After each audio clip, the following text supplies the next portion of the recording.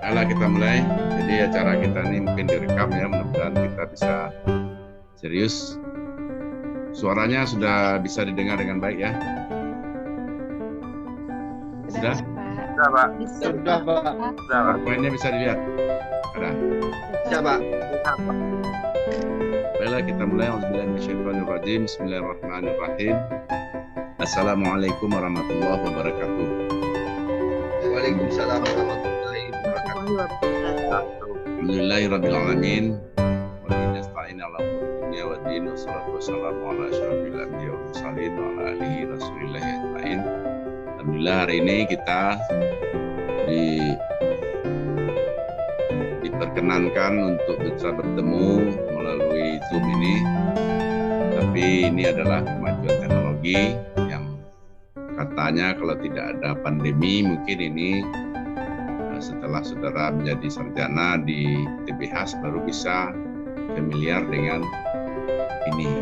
Jadi ini sebenarnya adalah teknologi yang digunakan untuk 5 tahun ke depan, tetapi ternyata dipercepat dan sekarang sudah menjadi booming ya, dan banyak model-model pertemuan yang diciptakan, tapi yang terkenal adalah Zoom ini.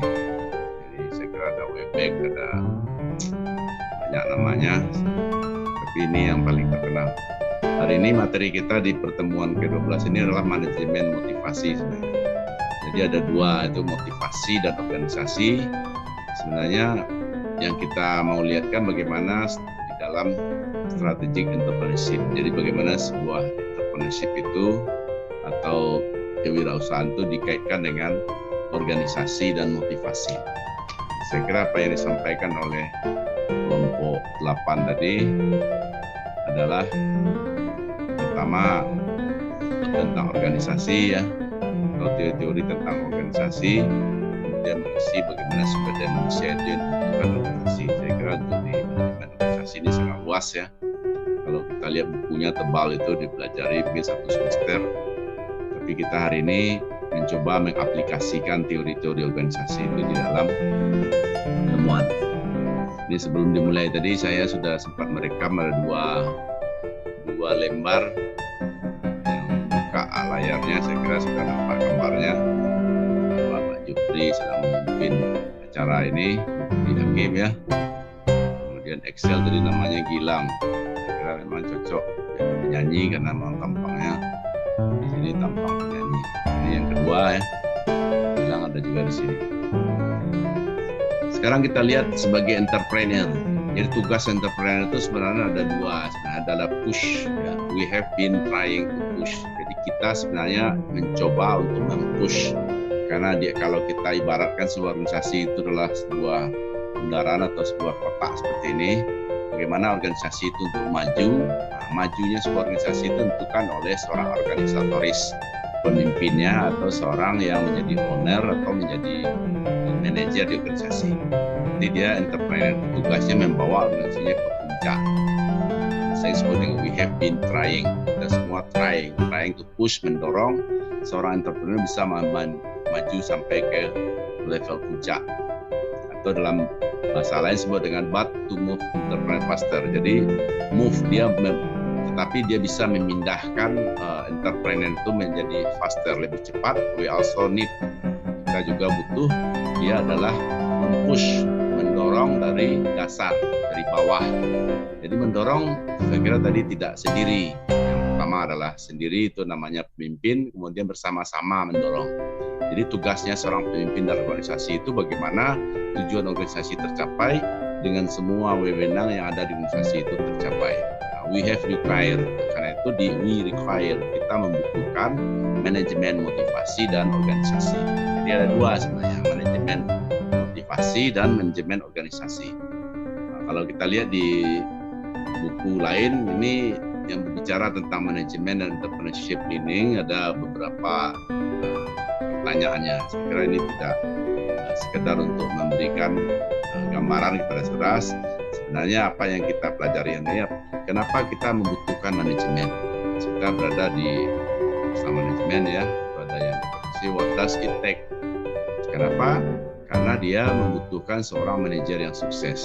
Kita kita mencoba di beberapa menit ke depan mendiskusikan tentang responsibility basic dasar bagaimana tanggung jawab seorang organisatoris itu, seorang manajer itu, time to key resources. Dia menjadi key-nya, kata kunci dari sumber daya manusia, semua sumber daya manusia yang ada. Kenapa? Karena kalau kita lihat di dalam fungsi organisasi atau dalam berproduksi itu ada 4. Yang pertama adalah pembentukan labor, tenaga kerja, itu manusia. Itu manajemen organisasi ini lebih berpusat kepada human resources, ya, sumber daya manusia. Yang lain adalah kapital, kemudian adalah juga di samping kapital adalah juga membutuhkan tanah atau pabrik, dan satu lagi mengombinasikan antara land, labor, dan kapital, itu disebut dengan entrepreneur.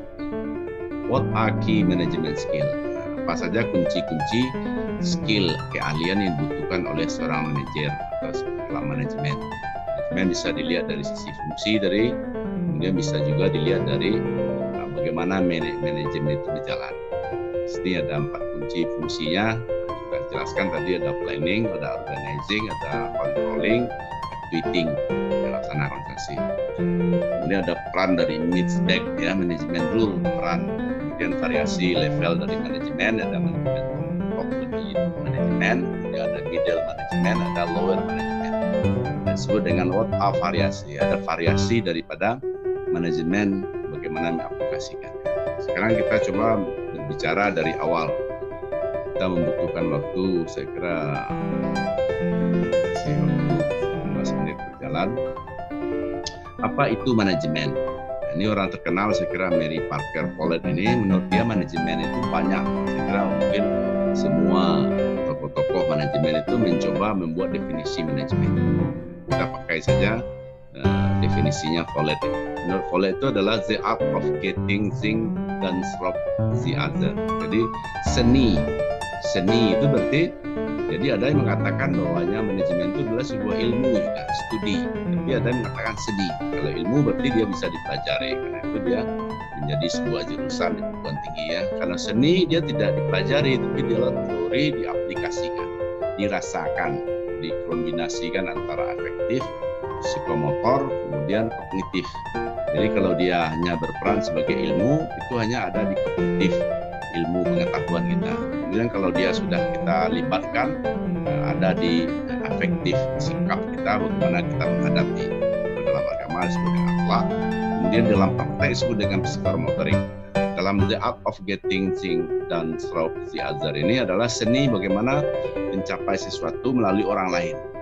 Kalau pada beberapa buku manajemen itu mencontohkan adalah bagaimana seorang penunggang kuda, seorang joki, itu kudanya berpacu dengan beberapa kuda lain.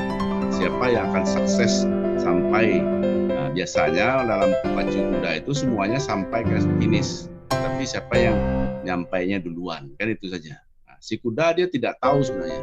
Kuda itu disebut dia adalah orang yang dia pimpin. Jadi melalui orang lain atau melalui kuda, si joki itu mencapai tujuannya. Jadi kalau untuk mencapai tujuan, kuda itu dia tidak butuh prestasi, dia tidak perlu pujian, yang piala yang didapatkan juara itu tidak perlu oleh kuda. Yang kuda perlu dia mungkin telur untuk makannya. Jadi yang level bawah itu dia sebenarnya senang, dia dipuji, diberikan penghargaan, tetapi yang akan mendapat kesuksesan adalah pimpinan dalam sebuah manajemen. Itu seperti manajemen. Nah, kalau kita lihat secara umum definisinya, manajemen itu proses. Kalau proses dia berarti dia ada kegiatan yang terus menerus, tidak stagnan, ya. Proses merencanakan, ini planning. Proses mengorganizing, organisasi, kemudian mengactivating, mengarahkan, memimpin, mendirecting, banyak istilahnya di sini. Kemudian mengendalikan. Nah, ini yang ditanya tadi, mengendalikan itu berarti controlling, mengawasi, monitoring atau monitoring evaluation. Kemudian terhadap apa? Terhadap activity, terhadap kegiatan yang utamanya itulah tujuan. Kalau mencapai tujuan berarti di akhir tahun. Nah, biasanya semua organisasi ini di akhir tahun ini mengejar organisasi pemerintahan karena dia dianggarkan di awal tahun dari sekarang. Nah, kalau ada ada anggaran yang belum habis itu dihabiskan di akhir Desember ini. Kenapa? Karena sebuah organisasi tidak pandai menghabiskan anggaran saja berarti dianggap organisasi tidak sukses. Itu dari sisi situ saja. Kalau organisasi bisa menghabiskan anggaran kemudian mencapai tujuannya dengan baik dengan menggunakan resources yang ada, anggaran itu termasuk resources ya, sumber daya, kemudian peralatan yang ada, sumber daya atau resource organisasi sehingga tercapai tujuan organisasi. Sehingga kalau kita lihat dari definisi tadi ada 4. Jadi kalau berbicara tentang manajemen ada 4. Yang pertama proses. Apa itu proses? Proses itu adalah kegiatan yang sesuatu yang terus-menerus kita laksanakan dari hari ke hari ya, atau kegiatan yang direncanakan. Kemudian yang kedua di situ ada fungsi manajemen, planning, organizing, executing, dan controlling. Nah, kemudian ada kegiatan di dalam kegiatan itu aktivitas. Setiap orang akan datang ke kantor atau sekarang tidak perlu lagi ke kantor. Semua orang bisa saja bekerja di rumah karena kegiatan sudah masuk digital. Kebetulan saya seminggu ini belajar tentang digital export management. Jadi manajemen sekarang diarahkan kepada digital. Kalau kita punya produk itu di digital. Jadi kita tidak perlu punya toko sekarang. Karena itu di Amazon itu awalnya dia membuat filosofinya ketika dia membuat toko, sekarang sudah menjadi besar ya. Dia ingin menjual buku, tapi dia tidak punya buku, tidak punya toko buku, tapi bisa jual buku. Sehingga kemudian ada resources, sumber daya organisasi. Jadi ketika kita bicara manajemen di dalam organisasi itu ada 4 di dalam pikiran. Kalau kita kaitkan antara manajemen dan organisasi itu sehingga ada input. Ya, inputnya berarti resources, sumber daya yang kita miliki. Sumber daya itu bisa saja peralatan, ada manusianya, ada peralatan yang dipakai. Kemudian dalam proses manajemen itu di situ ada POAK ya. Jadi POAK itu planning, organizing, executing, dan controlling. Kemudian tujuan. Nah, sekarang pertanyaannya, tujuan itu berjalan secara efektif dan efisien. Nah, sekarang bagi yang membuka mic-nya, saya ingin menawarkan siapa yang akan bisa menjawab. Bisa menjawab, ini sudah dicatat calon nilai A. Yang mendengar. Saya cuma tanya, di dalam proses itu kita mencapai tujuan dengan efektif dan efisien. Sekarang pertanyaannya, apa beda efektif dengan efisien? Ada yang tahu? Ada yang tahu silakan, nggak usah menunjuk, buka saja mic-nya ngomong. Ada? Tidak ada? Kalau sesuatu itu yang sangat bermanfaat, efektif dan efisien seefisien mungkin. Jadi artinya semaksimal mungkin harus dilaksanakan dalam perusahaan itu. Jadi sudah agak mendekati siapa? Bedanya, karena tujuan itu harus berjalan dengan efektif. Kemudian capai secara efisien. Ya, silakan. Sony. Silakan Sony. Kalau menurut saya itu efektif itu kan sesuatu sesuai dengan tujuannya, mencapai tujuannya dengan sumber yang ada. Dan efisien itu adalah memanfaatkan sumber yang ada seminimal mungkin untuk mencapai tujuan, itu Pak. Oh ya, agak mendekati nih sudah. Nah, ada lain? Pak. Excel Pak. Ya silakan Sel. Jadi menurut Excel efektif itu menuju tujuan dengan risiko sekecil-kecilnya, sedangkan efisien menuju tujuan tersebut tanpa memikirkan pengorbanan yang ada. Pak. Ada, silakan. Ini Pak. Ini ya. Kalau ini sederhana aja Pak. Kalau Ya. efektif tuh dalam waktu, kalau efisiennya itu dalam anggaran Pak. Itu berkait anggaran dengan bisnis sumber daya beda. Untuk mencapai tujuan itu. Jadi sekarang kita sudah sampai ke yang kita bicarakan. Siapa manajer? Ya, ini orang yang memimpin manajemen disebut dengan manajer ya. Orang yang melakukan kegiatan manajemen atau proses manajemen yang pasti adalah seorang manajer. Manajemen menginginkan tujuannya itu tercapai dengan efektif dan efisien. Sekarang pertanyaan kita, tujuan yang efektif dan efisien itu apa bedanya? Yang satu efektif, yang satu efisien. Pak, Ayo. Leona Pak. Efektif dan efisien. Ya kalau efisien itu lebih kepada pencapaian hasilnya Pak. Kalau efektif Outcome, itu ya. lebih kepada terarah untuk pada tujuannya Pak. Hasil itu dalam bahasa Inggrisnya kan dua, satu output, ada satu lagi outcome ya. Beda. Jadi mungkin saya jelaskan ini, efektif itu adalah doing the right thing. Jadi mengerjakan sesuatu itu yang benar. Jadi misalnya apa yang kita lakukan itu dikerjakan yang benar, bukan yang salahnya. Tapi kalau efisien adalah doing thing right, mengerjakan sesuatu dengan benar. Beda itu. Jadi mengerjakan sesuatu yang benar. Misalnya kalau kita bertugas Satpol PP misalnya. Satpol PP, mentang-mentang kita bertugas Satpol PP, kemudian kita dipersilakan untuk menggusur pedagang kaki lima. Itu saya saksikan betul di pasar Kuning itu kan. Sekarang supaya dia bekerja dengan benar kan, kalau yang emak-emak itu tentu yang ditampilkan yang satpolnya yang wanita belah enak. Jadi supaya tidak terjadi yang tidak enak.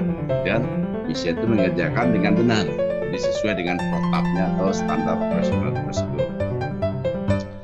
Nah, kalau kita lihat proses manajemen sudah kita tahu semua nih, planning, organizing, controlling, dan dia sebenarnya bisa berjalan bersama-sama. Ya, Pak Excel. Gimana Excel? Berarti nggak ada yang dapat nilai A ya Pak? Berarti nggak ada yang dapat Sudah mendekati nilai A ya Pak? Tidak nilai A juga. Dengan aktif itu sudah mendekati. Ya kan? Yakin itu dulu Pak Herman.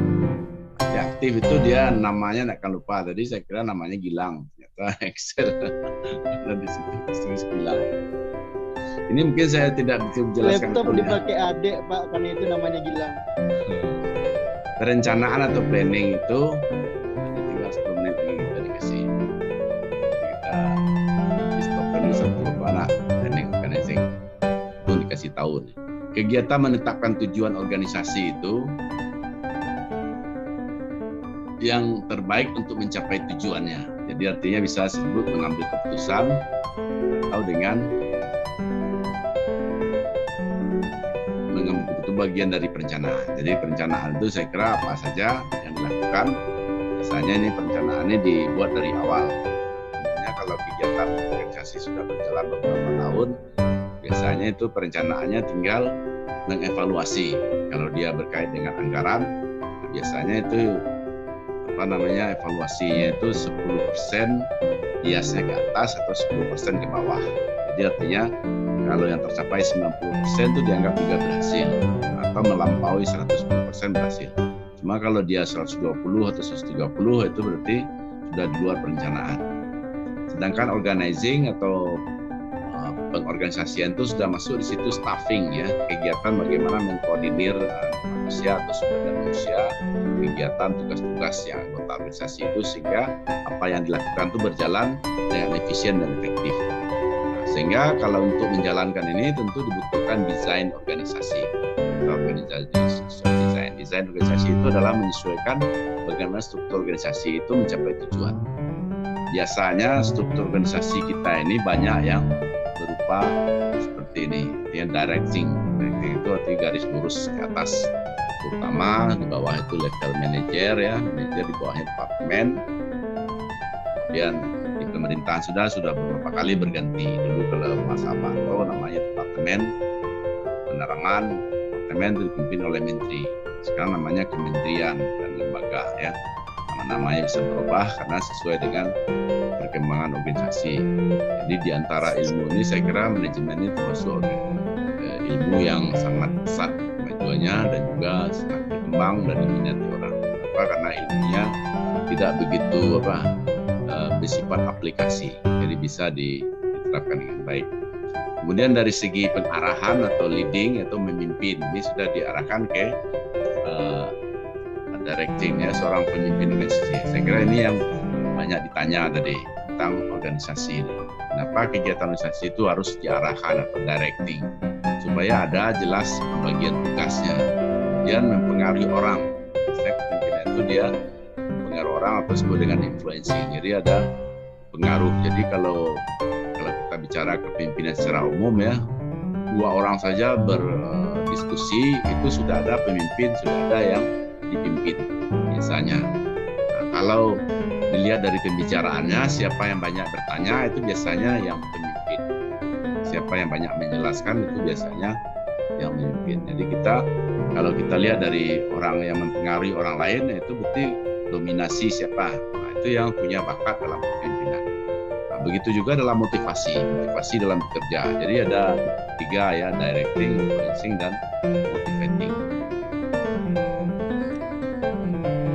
Kemudian yang terakhir adalah pengendalian. Mungkin kita ini yang bagian pengendalian ini yang ditanyakan oleh Pak Herman tadi. Jadi pengendalian atau controlling, pengawasan itu sangat berkembang. Di pemerintahan saya masih ingat ketika Menpannya Pak Sarono Mahmudnya, beliau sekarang sedang sehat-sehatnya di usia 6 ya, termasuk orang yang jadi beberapa yang kita pantau sekarang termasuk juga bagaimana umurnya sudah jauh tapi dia tetap konsisten, dia tidak pernah terlempar dari kegiatan, jadi dia berjalan di garis lurus. Dalam pengendalian ini beliau yang banyak membuat Menpan ya, ketika Menteri Peraturan Negara itu membuat pengawasan melekat. Jadi itu yang dikatakan Pak Herman tadi, kegiatan pengawasan itu bisa dari eksternal ya, kemudian bisa dari internal sendiri. Internal berarti pemimpinnya juga mengawasi bawahannya. Sehingga kalau misalnya terjadi kesalahan dari bawahan, pada pemimpin yang harus tanggung jawab. Dan itu sebenarnya pemimpin tidak boleh melepas tangan ya, karena ada pengendalian dari atas. Pengawasan ini kemudian ada pengawasan oleh Pak Sarono, itu disebut dengan pengawasan melekat. Pengawasan melekat itu saya kira terhadap diri kita sendiri yang terorganisasi. Karena itu setiap organisasi di pemerintahan itu dilibatkan juga istri, sehingga ada persatuan istri. Kenapa? Karena istri itu ternyata besar pengaruhnya terhadap kepemimpinan seorang suaminya. Kalau istrinya hemat ya, atau istrinya tidak begitu banyak menuntut kepada suaminya, saya kira suami bisa dengan baik. Jadi saya kira mungkin ini juga efektif dalam kepemimpinan. Sehingga kalau kita lihat dalam pengendalian itu juga dibuat standar.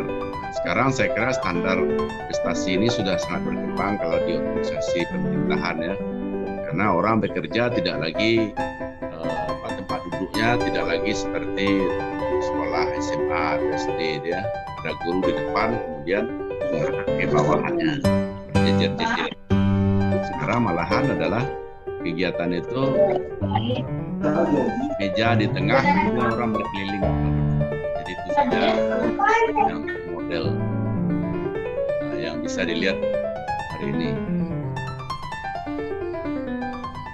Kemudian adalah standar prestasi atau penghargaan itu biasanya diberikan. Kalau swasta biasanya yang saya perhatikan adalah organisasi entrepreneur yang mengarah kepada syariah ya, banyak. Salah satunya adalah JNE. Kemarin itu saya lihat di Jogja itu ada rumah sakit yang pemimpinnya adalah suami istri militer.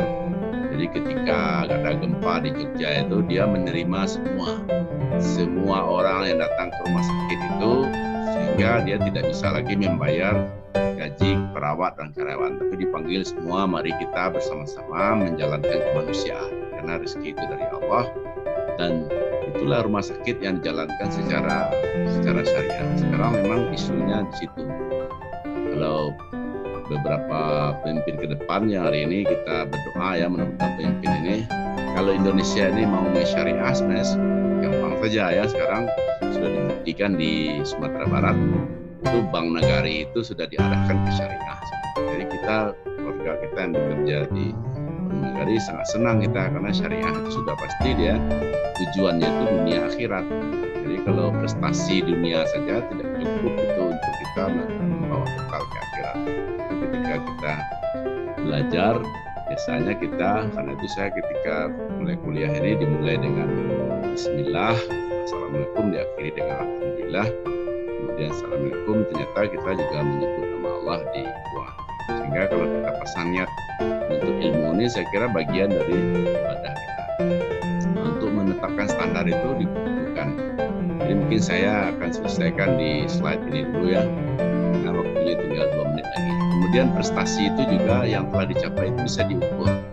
Kalau yang syariah itu, saya perhatikan itu ada prestasi, kalau mungkin ada tempat untuk sholat duha di kantornya, kemudian sekali sebulan ada pengajian. Saya ketika jadi mitranya Pusri dulu ada pengajian setiap hari ada senam, jadi kita makan sama-sama. Kemudian setiap ulang tahun ada bersama-sama pacu karung semua, sehingga sangat dekat. Jadi setiap kantor itu ada musolanya, kemudian ada tempat olahraga. Kemudian ada yang dinaik hajikan atau diumrahkan.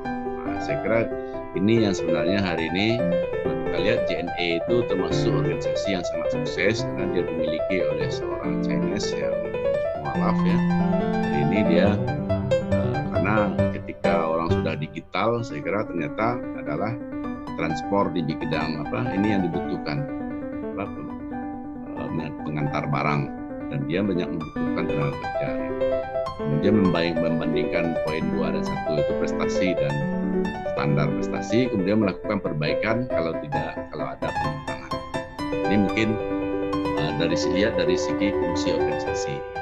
Karena waktunya tinggal beberapa menit lagi, mungkin kita masuk pada sesi kedua ya, mudah-mudahan 40 menit ke depan kita bisa melanjutkan poinnya, karena poinnya jumlahnya 71 nih, kita selesaikan 19. Mungkin kalau ada yang bertanya sebelum diakhiri.